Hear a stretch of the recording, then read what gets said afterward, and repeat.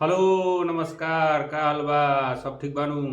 दोस्तों, आज का ये जो वीडियो है इसमें हम समझेंगे कि एसएससी सीजीएल की तैयारी एकदम बेसिक से कैसे करें, बेसिक से लेके अपर लेवल तक जो है कैसे जाएं। लोगों का जो है मैसेज आते रहता है कि भैया मैं अभी 12th पास किया हूँ, मुझे समझ नहीं आ रहा है कि मैं कौन सा कोर्स लूँ, कैसे तैयारी करूँ। अलग अलग जगह देखता हूँ तो कोई कुछ सजेस्ट करता है, कोई कुछ सजेस्ट करता है। सभी चीजों को जो है हम विस्तार से समझेंगे कि किस तरीके से बिना किसी डिस्ट्रैक्शन के कम समय में एसएससी सीजीएल की तैयारी की जा सकती है और मिनिमम समय में जो है एसएससी सीजीएल निकाला जा सकता है। इस वीडियो में आपका सारा कंफ्यूजन क्लियर होगा। मैं अपने एक्सपीरियंस को शेयर करूंगा कि मैंने जो 12th पास किया था उस समय से लेके जो मेरा ग्रेजुएशन का समय है, और उसके अलावा जैसे जो एसएससी सीजीएल की जो जॉब लगी वो ज्वाइनिंग तक में, मतलब ये इतना समय क्यों लगा, जैसे मेरे को 6-7 साल 8 साल लग गए, बाकी लोगों को सुनिएगा कि 6 महीने में ही निकाल लीजिए। तो वो कहाँ कहाँ कैसे कैसे जो है वो कमी आती है, किस तरीके से आपको तैयारी करनी है, कौन सा कोर्स लेना चाहिए, कौन सा नहीं लेना चाहिए, इसके अलावा जो है कैसे तैयारी करें, कैसे मैथ की स्ट्रेटजी क्या होनी चाहिए, रीजनिंग की क्या होनी चाहिए, जीएस की क्या होनी चाहिए, इंग्लिश की क्या होनी चाहिए, इसको देखिए। एसएससी सीजीएल की तैयारी करने के लिए जिस दिन आपने एसएससी सीजीएल की तैयारी करनी शुरू कर दी, एकदम मन से तैयारी करनी शुरू कर दी, तो आपके लिए मैं बता दूं कि 2 से 3 साल सफिशियंट है। 2 से 3 साल उस केस में कि मतलब एकदम आपने तैयारी शुरू कर दी है और आपने ना इधर का सोचा ना उधर का सोचा, और उसमें यह है कि आपको मतलब सिलेक्शन हो जाएगा। अगर बेसिकली देखें तो आपने इंटरमीडिएट पास किया, इंटरमीडिएट पास करने के साथ ही आपने ग्रेजुएशन में अपना एडमिशन करा लिया, और ग्रेजुएशन में एडमिशन कराने के साथ आप ग्रेजुएशन की भी तैयारी कर रहे हैं और साथ ही साथ जो है आप एसएससी सीजीएल की तैयारी कर रहे हैं। जैसे ग्रेजुएशन के समय जब तैयारी करने में बेसिकली प्रॉब्लम क्या आती है कि लोग जो है खुश होके, मतलब लोग जो है अपने अंदर का एक वो रहता है कि मुझे साइंस से एडमिशन लेना है, आर्ट्स से लेना है, कॉमर्स से लेना है। तो यहाँ पे भी थोड़ा सा आपको मैं बता दूं कि कंफ्यूजन हो जाता है। जैसे आप ज्यादा वास्ट सिलेबस से आप पहले ही ग्रेजुएशन कर लीजिएगा, उस केस में क्या होगा कि आपका आधा दिमाग तो ग्रेजुएशन के चक्कर में लगा रहेगा कि उसको पास करना है। मैथ ऑनर्स ले लिया, फिजिक्स ऑनर्स ले लिया, तो कोशिश करना चाहिए कि अगर आपका जो है स्ट्रीम, आपका जो सपना है वो एसएससी सीजीएल निकालने का है, तो जितना नॉर्मल सिलेबस लेके चले जो आपको फायदा करे, जैसे हिस्ट्री ऑनर्स हो गया या पॉलिटिकल साइंस हो गया। ये नहीं मतलब एक भेड़ चाल में नहीं चलना है कि सब लोग जो है साइंस से एडमिशन करा रहे हैं तो मैं भी साइंस से एडमिशन कराऊं। इससे जो है काफी समय आपका लॉस होगा, क्योंकि आप जो है एसएससी सीजीएल के लिए अगर आप तैयारी करते हैं तो उसमें ये नहीं है कि आपको आर्ट्स वाले को जो है कम प्रायोरिटी मिलेगी, साइंस वाले को ज्यादा प्रायोरिटी मिलेगी। तो इस चीज का आपको पहला ध्यान रखना है ताकि आप ज्यादा से ज्यादा समय जो है एसएससी की तैयारी में दे सके। और उसके साथ जब एसएससी की तैयारी आपने शुरू कर दी है तो आपको जो है बेसिकली एसएससी पे ही फोकस करना है। क्योंकि लोग क्या करते हैं कि एसएससी की तैयारी कर रहे हैं और कोई दूसरा स्टेट का एग्जाम आ गया तो उस पर फिर चले गए, फिजिकल की तैयारी करने लगे। तो एक कहावत है कि जो बहुत सारे खरगोश को पकड़ने के चक्कर में लग जाता है उससे कोई खरगोश नहीं पकड़ाता है। अगर आप एसएससी की तैयारी करते हैं तो मैं आपको गारंटी के साथ कह सकता हूं कि आप अंततः कहीं ना कहीं सेटल हो जाएंगे। अगर आप ईमानदारी पूर्वक लग जाइए तो एसएससी ही निकलेगा, कोई दूसरा एग्जाम की जरूरत नहीं पड़ेगी। अगर उस ईमानदारी में थोड़ा सा कमी बेसी भी हुआ तो अंततः जो है बहुत सारे ऑप्शन होते हैं, जैसे प्लान बी जिसको बोलते हैं, स्टेट पीसीएस हो गया, बिहार एसएससी, यूपी एसएससी, या दूसरा एग्जाम, या बीएड कर लिए। तो ये सब लास्ट के ऑप्शन के रूप में होना चाहिए। लेकिन लोग क्या करते हैं कि सबको पैरेलली लेके चलने लगते हैं, जिसके कारण ये चीज एक दिक्कत आती है। तो इस चीज का आपको ध्यान रखना है कि मतलब एक बार जब एकदम सर पे कफन बांध लिए तो एकदम कर हर मैदान फतेह वाला एकदम सिचुएशन होना चाहिए। और दूसरा एक याद रखना चाहिए, लक्ष्य तो हर हाल में पाना है। जैसे कुछ लोग यूट्यूबर बोलते हैं कि एसएससी सीजीएल की तैयारी जो है 6 महीने में की जा सकती है, तो मैं बता दूं कि वो उनके लिए होता है कि जिनका पूरा सिलेबस कंप्लीट हो चुका है या इंजीनियरिंग बैकग्राउंड से है, इनकी जिनकी इंग्लिश बहुत बढ़िया है, मैथ पहले से ही बढ़िया है, थोड़ा सा जीएस पढ़ लिए, कंप्यूटर का नॉलेज की जरूरत है नहीं, टाइपिंग पहले से आती है, मतलब वो कुछ ना कुछ दूसरे चीज का जो है अच्छा खासा तैयारी कर चुके होते हैं, उन्हें 6 महीने लगते हैं। बाकी जो है 6 महीने में इसको करना नेक्स्ट टू इम्पॉसिबल है। इससे फ्रस्ट्रेट होने की जरूरत नहीं है, आपको अपना पूरा फोकस करना है और अच्छे से तैयारी करना है। जब आप एसएससी सीजीएल की तैयारी कर रहे हो तो आपको जो है एसएससी सीजीएल के साथ CHSL, CPO, MTS, selection phase, state के एग्जाम का भी फोकस करना है। लेकिन आपका जो है मेन टारगेट एसएससी सीजीएल ही रखना है। मतलब एसएससी सीजीएल की तैयारी आप प्राइमरी रूप से कर रहे हैं, बाकी चीजों को जो है धीरे धीरे लेके चल रहे हैं। और जैसे ही आप एसएससी सीजीएल के लिए एलिजिबल हो गए, मतलब आपका ग्रेजुएशन कंप्लीट हो गया है, आप एलिजिबल हो चुके हैं, तब तो मतलब आपका टारगेट ही सीजीएल होना चाहिए। बाकी का एग्जाम भी देना है, जब आप सीएचएसएल दीजिएगा तो सीएचएसएल के बहुत सारे क्वेश्चन, बहुत सारे टाइप जो है सीजीएल में रिपीट करते हैं, सीपीओ के क्वेश्चन रिपीट करते हैं, जिससे आपको एक अच्छा खासा आइडिया लगेगा। तो ये गलत नहीं है कि मतलब दूसरा पेपर नहीं देना है, बिल्कुल देना है। सिलेक्शन हो जाए तो सिलेक्शन भी लेना है। मैं आपको बता दूं कि जितने भी सिलेक्शन एसएससी सीजीएल में 4600 ग्रेड पे होते हैं, उसमें से 95% लोग ऑलरेडी पहले किसी जॉब में होते हैं, चाहे वो मैं हूं, चाहे वो कोई हो।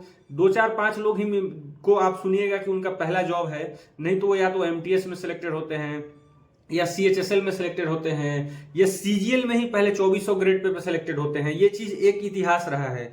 तो ऐसा मतलब ये नहीं बना लेना है कि मेरे को सीजीएल ही निकालना है और कोई दूसरा पोस्ट नहीं निकालना है। इससे फ्रस्ट्रेशन होता है, क्योंकि जब एक बार आप एक रिजल्ट निकाल लीजिएगा तो उसके बाद क्या होता है कि एक कहावत है कि once you see the result then it becomes an addiction. मतलब यह है कि एक बार जब आपका एक रिजल्ट हो जाएगा तो आपका एक माइंड सेट, आपका एक बॉडी लैंग्वेज वो बिल्कुल चेंज हो जाता है।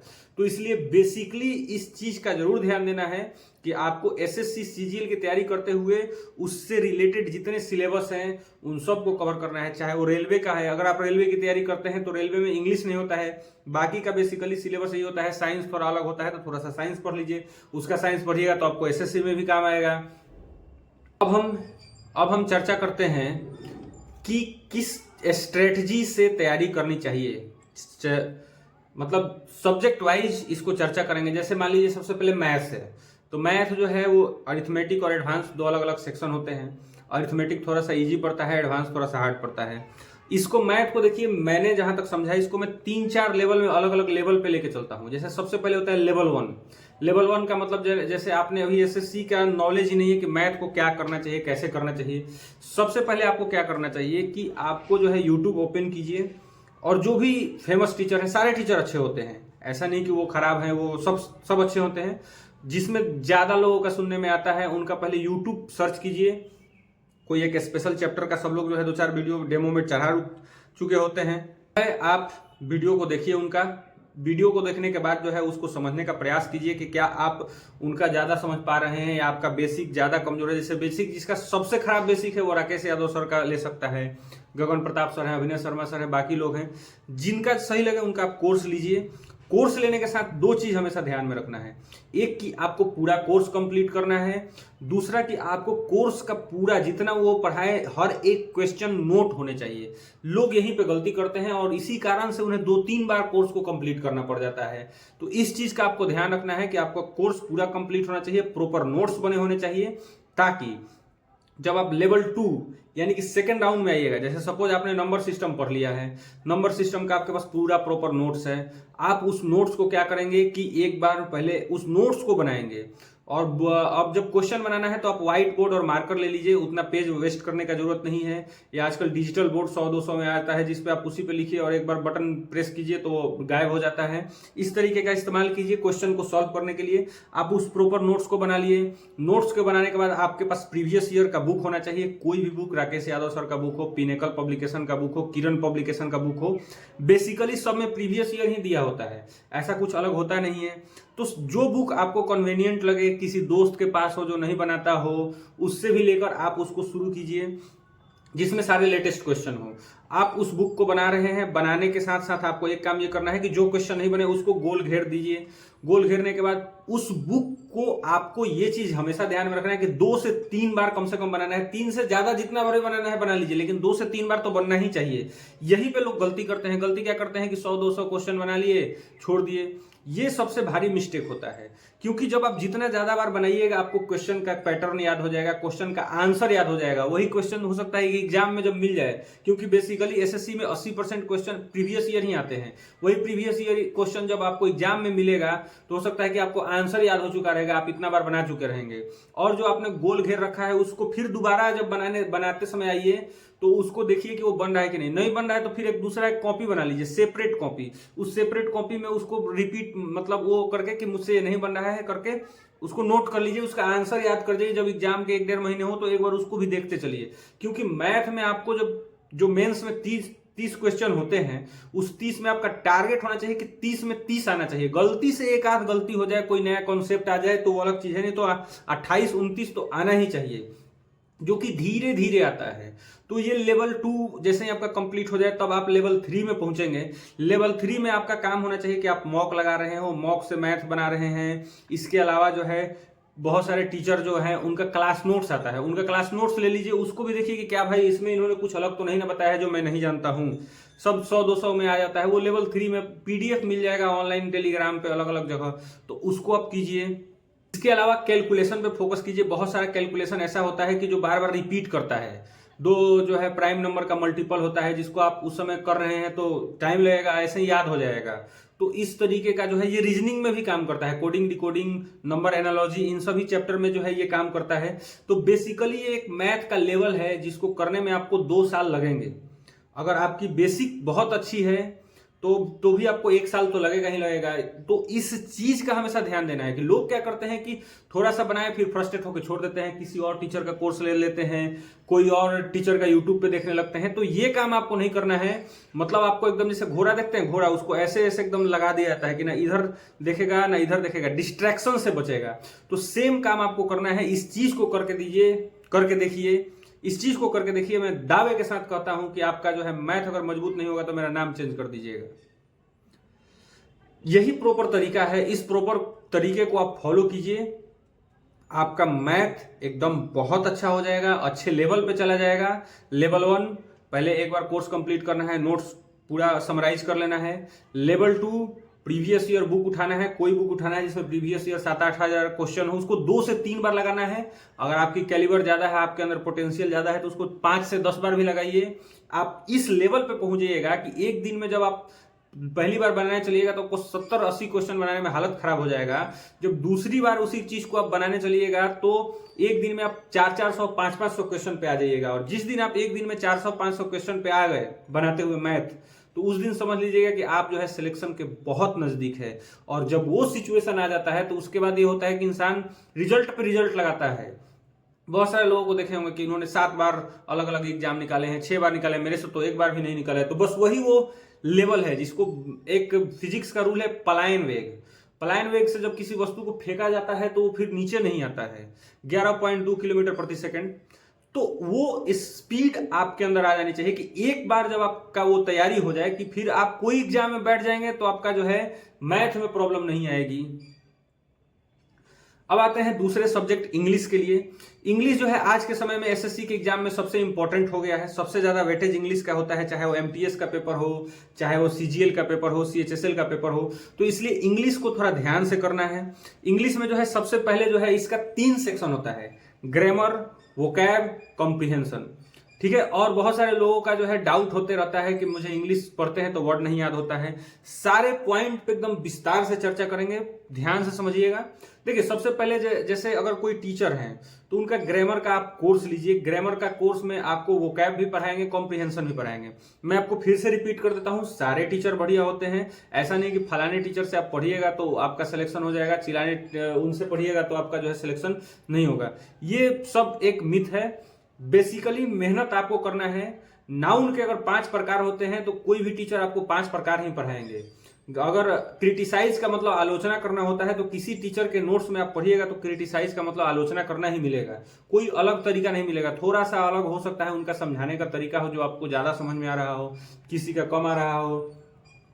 तो बेसिकली जो है आपको इस पे फोकस करना है कि आपको किसका ज्यादा समझ में आ रहा है। जैसे मैंने रिपुसुदन सर से पढ़ा था, ऑफलाइन के टीचर अभी ऑनलाइन आए हैं कुछ दिन पहले। उनका कोर्स ग्रामर का सिर्फ 400 रुपये का है।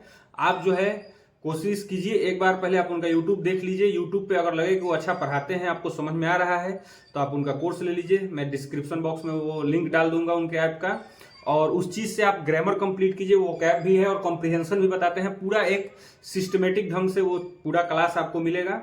जैसे ही आपका एक बार कोर्स कंप्लीट हो जाएगा तो आपको मैं फिर से वही चीज रिपीट करता हूं कि आपके पास प्रॉपर नोट्स होने चाहिए। उस नोट्स को पढ़िए। जैसे नाउन नोट्स आपने पढ़ा, नाउन पे जो है आप 500-600 क्वेश्चन बनाइए। प्रोनाउन पे फिर 500-600 क्वेश्चन बनाइए। एक परफेक्ट कॉम्पिटेटिव इंग्लिश आता है बुक, या a mirror of common error आता है, कॉमन ईरर का। इन दोनों में से कोई भी ले लीजिए। आपका फिलर और साथ ही साथ कॉमन ईरर, इससे संबंधित ग्रामर से संबंधित जितने क्वेश्चन आएंगे उनका ये प्रैक्टिस आपका हो जाएगा कि आप जो है आधे नींद में भी रहिएगा तो आपका ग्रामर कभी गलती नहीं होगा।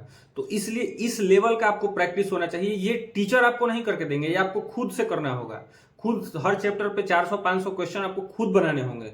फिर दूसरे सेक्शन में जैसे ही अब आएंगे आप वोकैब के लिए, वोकैब के लिए जो है एक नीतू सिंह का बुक आता है या फिर रिपुसुदन सर पढ़ाए हैं, ऑब्जेक्टिव जनरल इंग्लिश का पूरा बुक आपको यूट्यूब पे पढ़ा दिए हैं। या आप खुद से बुक लीजिए, उसको नोट कीजिए और रटिए। जिनको वोकैब याद नहीं होता है उनको मैं बता दूं कि जैसे बहुत सारे लोग कमेंट करते रहते हैं कि मुझे वोकैब नहीं याद होता है, याद करता हूं तो प्रॉब्लम होता है। मैं बताता हूं कि मुझे भी यही प्रॉब्लम होता था। इवन इनफैक्ट जितने भी हिंदी मीडियम के स्टूडेंट होते हैं सबको यही प्रॉब्लम होता है। तो इससे आपको जो है डरना नहीं है, नर्वस नहीं होना है। आपको जो है धीरे धीरे सिस्टमेटिक ढंग से ऊपर बढ़ना है। जैसे मैं अगर आपको बोल दूं कि आज जो है आईपीएल चल रहा है तो 8 जो टीम खेल रही है अलग अलग, उनका जो है टीम के कप्तान का नाम बताइए, तो आप सारे टीम के कप्तान, सारे टीम के प्लेयर, कौन कितना रन बनाया, ऑरेंज कैप किसके पास है, पर्पल कैप किसके पास है, ये सब आप बता दीजिएगा। पिछले 2-3 साल का आईपीएल का विजेता बता दीजिएगा। इसी तरीके से मैं अगर फुटबॉल का पूछूं कि भारतीय फुटबॉल टीम के 5 खिलाड़ियों का नाम बताइए, भारत में जो ये फुटबॉल से संबंधित जो टूर्नामेंट होता है उसका नाम बताइए, किसी को कुछ नहीं याद होगा। और आपको मैं बता दूं कि फुटबॉल जो है क्रिकेट से ज्यादा फेमस गेम है। फिर भी ऐसा क्यों होता है? इसलिए होता है क्योंकि जो है हम फुटबॉल के प्रति अपना इंटरेस्ट नहीं रखते हैं, बचपन से ही ऐसा कुछ नहीं आया है। तो यही चीज इंग्लिश में भी होता है कि हम लोग जो है इंग्लिश में शुरू से बचपन से उतना रुचि नहीं रखे, जिसके कारण आज ये प्रॉब्लम आ रहा है। लेकिन ये धीरे धीरे ठीक किया जा सकता है। वही सेम कॉन्सेप्ट कि आप अपने डेली लाइफ में हो रही घटनाओं को इंग्लिश से जोड़ने का प्रयास कीजिए। इसके लिए आप द हिंदू न्यूज़पेपर पढ़िए। मैं आपको दावे के साथ कह सकता हूं कि अगर आपको द हिंदू पढ़ने का सही तरीका आ गया और द हिंदू पढ़ लिए आप, तो आपको उसके बाद जो है फिर आपको इंग्लिश में कभी दिक्कत ही नहीं होगी। और इंग्लिश आपका इस लेवल पे पहुंच जाएगा कि फिर आप जो है कोई भी रिजल्ट गेन कर लीजिएगा। द हिंदू को अपने डेली लाइफ में लाइए। पहले छोटे छोटे न्यूज को पढ़िए, करंट अफेयर को पढ़िए, जिससे आप उस वर्ड को नोट डाउन कीजिए। नोट डाउन करने के बाद जब एक बार फिर शाम को रिवीजन कीजिए तो सोचिए कि ये वर्ड जो है किस घटना से संबंधित है, इस उस समय क्या तात्पर्य था, इस चीज को समझिए, रेलिवेंसी को समझिए। ऐसे ही धीरे धीरे वर्ड को जो है आप एक ऐसे लेवल पे लेके चले जाइएगा कि फिर आपको वर्ड का कभी प्रॉब्लम नहीं होगा और ना ही कॉम्प्रिहेंशन का प्रॉब्लम होगा, ना ही ग्रामर का प्रॉब्लम होगा। अगर आप डेली 1 घंटे द हिंदू न्यूज़पेपर को पढ़ना स्टार्ट कर दें तो इसमें एक सेक्शन होता है रीजनिंग की तैयारी कैसे करें। तो देखिए, रीजनिंग की तैयारी के लिए मैं आपको बता दूं कि वही तरीका यूट्यूब पे आप किसी टीचर को पहले एक बार देखिए, उनका पूरा प्रॉपर नोट्स बनाइए और प्रीवियस ईयर जो है डिस्कशन, प्रीवियस ईयर क्वेश्चन बनाइए। प्रीवियस ईयर क्वेश्चन बनाने के लिए जो है आप कोई बुक, जैसे पिनेकल पब्लिकेशन का आजकल ज्यादा चल रहा है, या कोई दूसरा भी बुक है जो आपके पास पहले से है, वही उसको बनाइए, उसको प्रॉपर बनाइए और बनाने के साथ साथ मॉक लगाइए। जितना ज्यादा आप प्रैक्टिस कीजिएगा उतना ज्यादा आपको रीजनिंग में फायदा होगा। कभी उसी चीज को स्क्वायर में, कभी क्यूब में, तो आपको स्क्वायर और क्यूब याद होना चाहिए। इसके अलावा पूरा ABCD का जो है रिवर्स याद होना चाहिए, कितने नंबर पे कौन सा डिजिट आता है ये याद होना चाहिए। इन सभी चीजों का जो है आपको विशेष ध्यान रखना है।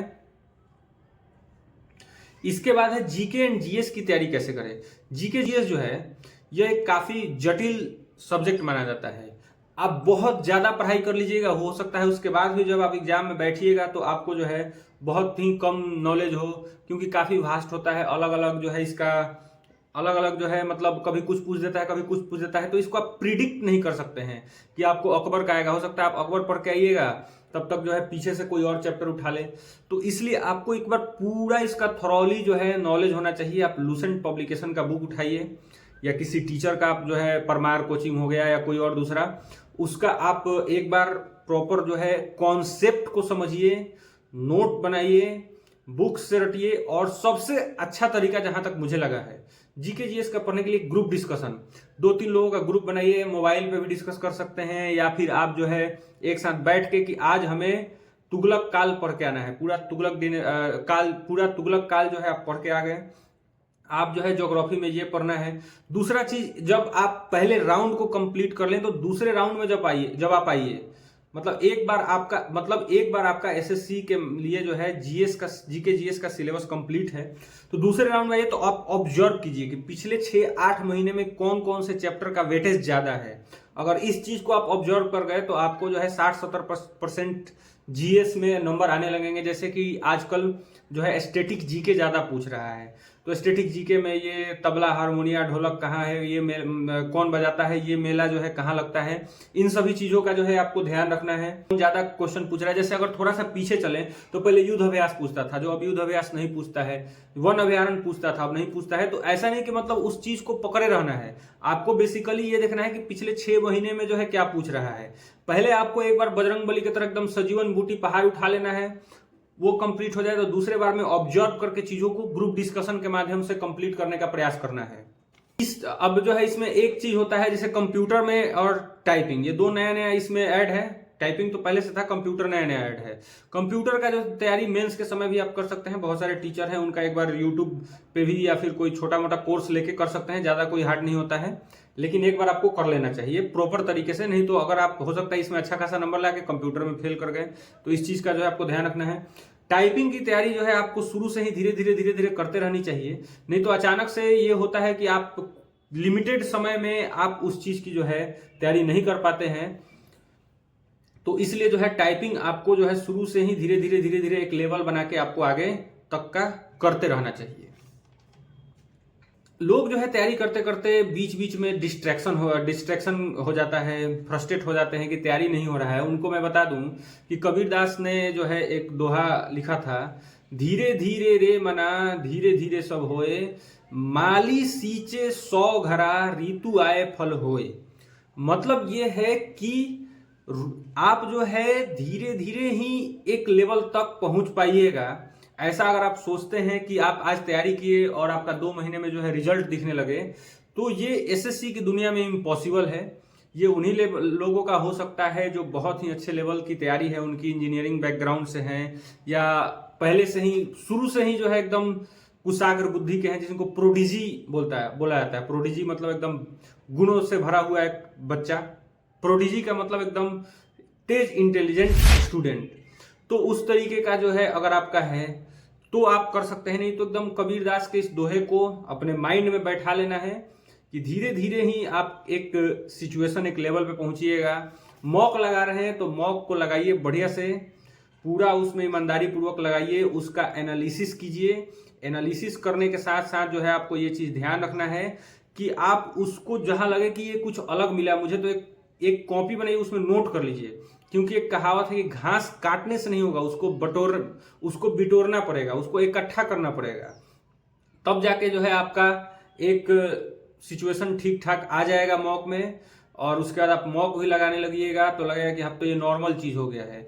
तो सभी चीजों का जो है एक धीरे धीरे एक स्टेप वाइज आप आगे बढ़िए। आप ये मिलाइए अपने आप में कि आप कौन से स्टेप में, आप कौन से स्टेज में जो है आप अभी लाई कर रहे हो। और सबसे लास्ट में मैं आपको एकदम सीजीएल के निकालने का मूल मंत्र बता देता हूं कि जो अपने प्रति ईमानदारी बरतेगा उसका जरूर रिजल्ट होगा। मैंने बहुत सारे लोगों का देखा है जो 2-4 नंबर, 1-8 नंबर से किसी कारणवश बाहर हो जाते थे, लेकिन अंत तक वो अपने प्रति ईमानदार रहे। थोड़ा बहुत डिस्ट्रैक्शन हुआ जिसके कारण समय लगा। जो भी अपने प्रति ईमानदार रहेगा उसका रिजल्ट 100% तय है। थोड़ा समय लगेगा, ऐसा नहीं कि मतलब ऐसे उड़ के हो जाएगा। तो आप इस चीज का ध्यान रखिए। और बाकी का अगर इससे संबंधित, एसएससी से संबंधित या कोई दूसरे डिपार्टमेंट से संबंधित आपको कोई कंफ्यूजन है तो आप कमेंट बॉक्स में बताइए। मेरा प्रयास होता है कि मैं सभी लोगों का जो है जवाब दूं। जो भी रेलिवेंट क्वेश्चन होते हैं सबका जवाब दिया जाता है, आपको भी जवाब मिलेगा। बाकी के वीडियो के लिए बने रहिए, तब तक के लिए नमस्कार। ठीक है।